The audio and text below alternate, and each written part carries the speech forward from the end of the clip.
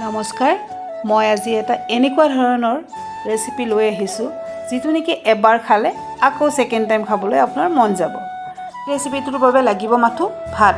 ৰখি যোৱা ভাতকেইটা যদি আমি সদব্যৱহাৰ কৰিব পাৰোঁ তেন্তে নকৰোঁনো কিয়। দুপাতি ভাত আমি এনেদৰে গ্ৰাইণ্ড কৰি ল'লোঁ।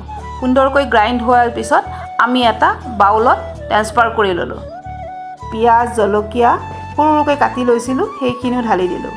জিৰা গুড়ি আৰু ধনিয়া গুড়ি, জলকীয়াৰ গুড়ি এইখিনিও আমি দি দিলোঁ।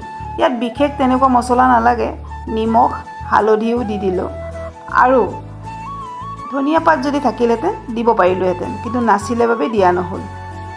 কালজিৰা আৰু গোটা জিৰাও কেইটামান দি দিলোঁ। ইয়াত মেইন বস্তুটোৱে হ'ল চুজি, আধা বাতিমান চুজি ইয়াত আমি দি দিলোঁ। এতিয়া এই গোটেইখিনি বস্তু একেলগে কিছু সময় মঠিব লাগিব। চাব লাগিব যাতে খুব মিহি হৈ যায়, আৰু যিমান মিহি হয় সিমানে টেষ্টি হয়। হাতেৰে যেতিয়া আপুনি লাৰি চাব এই গম পাব হাতত লাগি নধৰে, হাতৰ পৰা এৰি পৰিছে। এইবোৰ বস্তু মই কিন্তু মাজে মাজে বনাওঁ। এতিয়া এটা বাতিত পানী আৰু আনটো বাতিত এখন কটন কাপোৰ এনেদৰে মেৰিয়াই লৈছোঁ আৰু সৰু সৰু বল কৰি লৈছোঁ। এয়া বলটো বাতিটোৰ কাপোৰ থকা বাতিটোৰ ওপৰত দি দিলোঁ।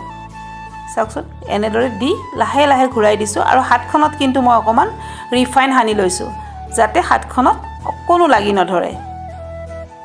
এতিয়া তাত এনেদৰে ফুটা এটা কৰি দিলোঁ।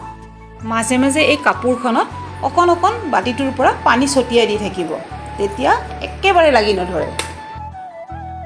এনেদৰে ফুটা কৰি দি আনফালে কিন্তু মই কেৰাহী বহাই থৈছোঁ। গৰম কেৰাহী এটাত ৰিফাইন দি থৈ দিছোঁ। মচমচীয়াকৈ পূৰা ভাজি ল'লোঁ। ইভিনিং স্নেক্স হিচাপে ইয়াক খাব পাৰি।